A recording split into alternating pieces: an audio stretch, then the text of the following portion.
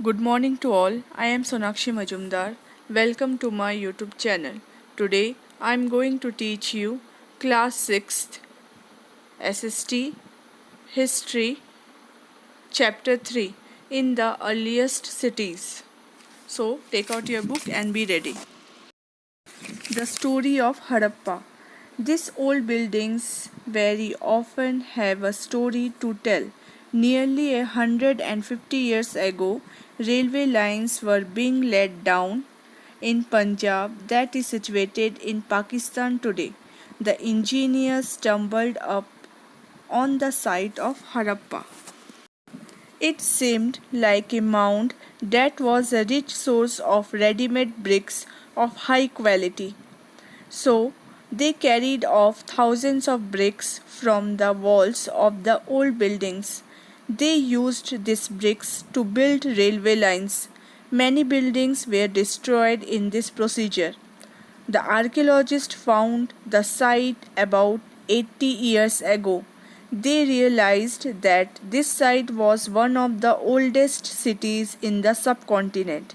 This was the first city to be discovered.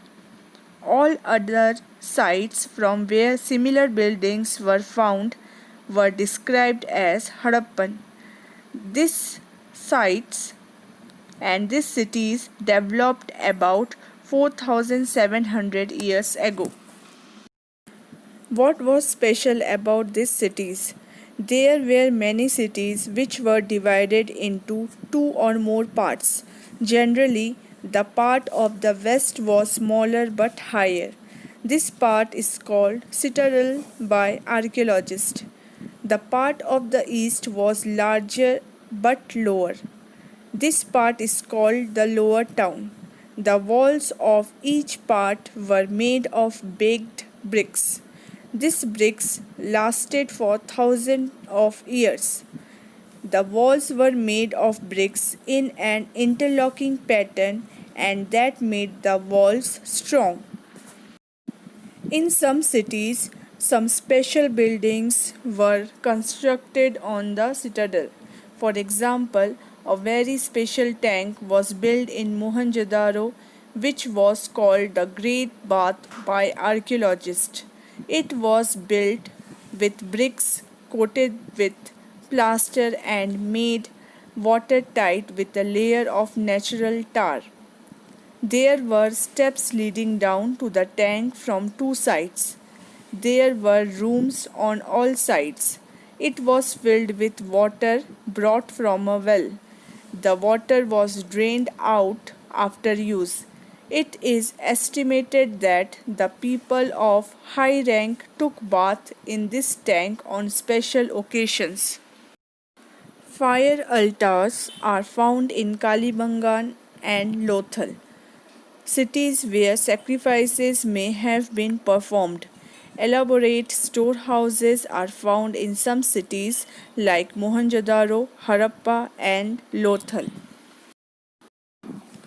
In these cities, houses had one or two stories. The rooms were built around a courtyard. Most houses had a separate bathing area. Some houses had wells to supply water. The drains were covered in many of these cities. These were laid down in straight lines. Each drain had a gentle slope so that water might flow through it. The drains in houses were connected to the drains on the streets. The smaller drains were connected to bigger ones. The drains were covered, but inspection holes were provided at intervals to clean them. The houses, drains, and streets were planned and built at the same time.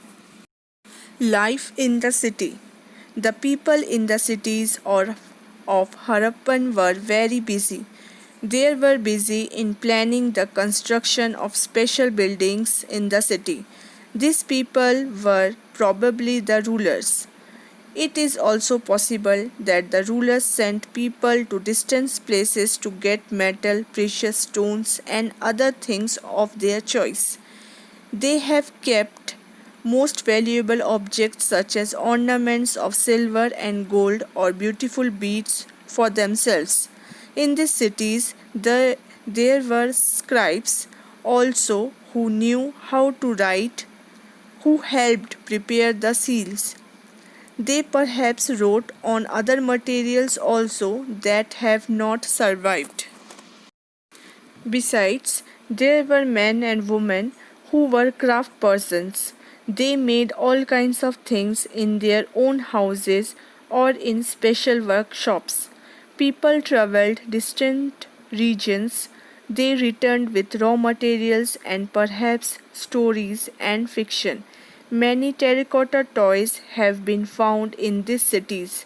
The children must have played with these toys.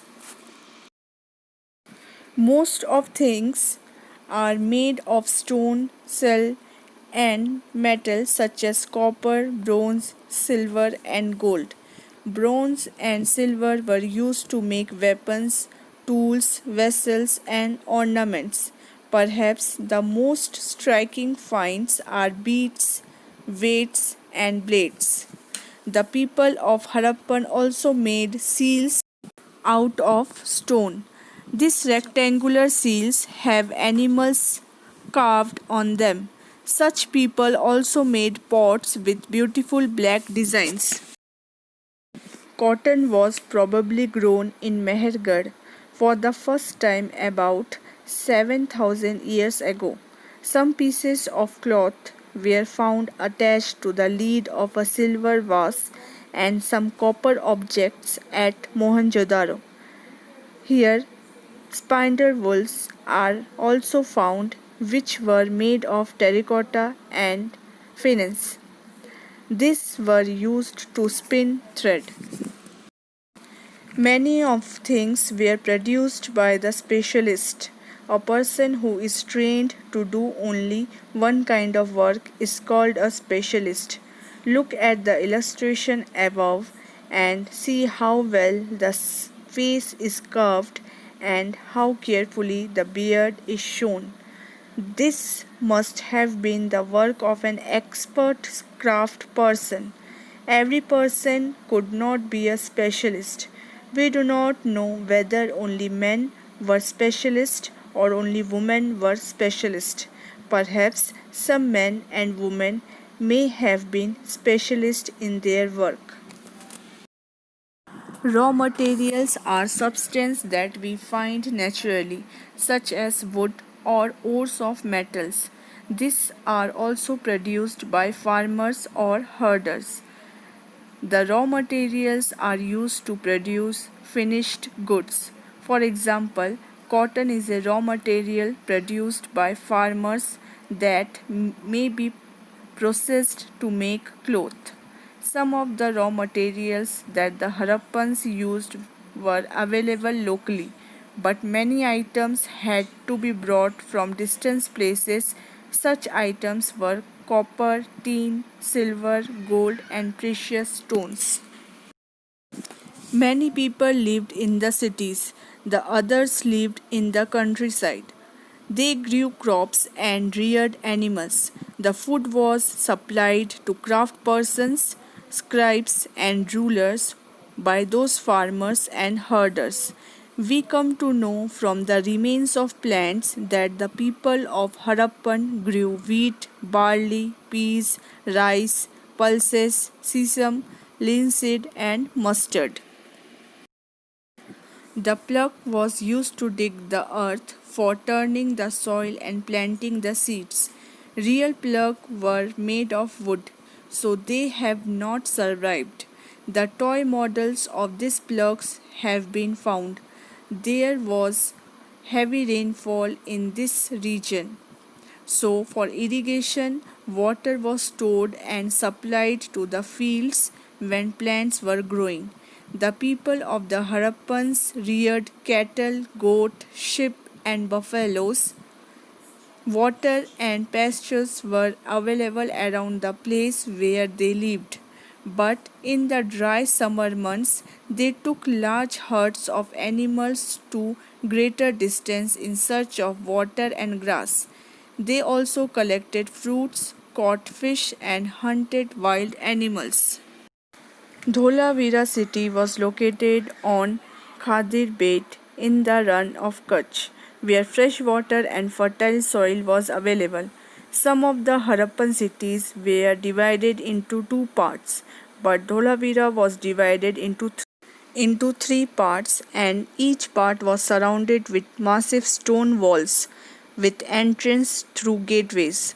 In the settlement, there was also a large open area where public ceremonies could be held. Some large letters of the Harappan script have been found that were carved out of white stones and perhaps inlaid in wool. This is a unique find because generally the Harappan writing has been found on small objects such as seals.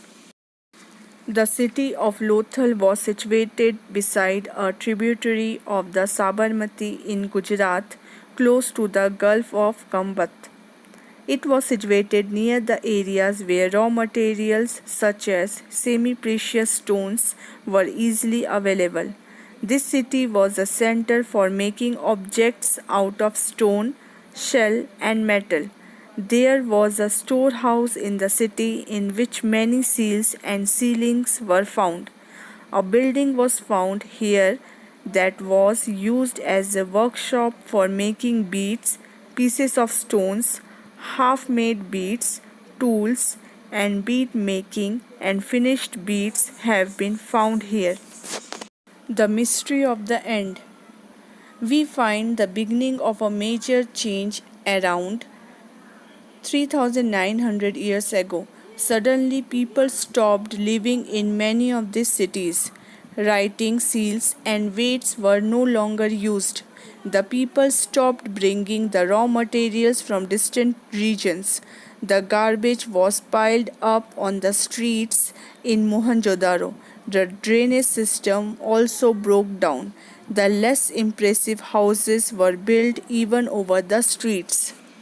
We are not sure about this, but some scholars suggest that the rivers dried up. Some others suggest that deforestation was the cause of their decline. This could have happened because fuel was required for baking bricks and smelting copper ores.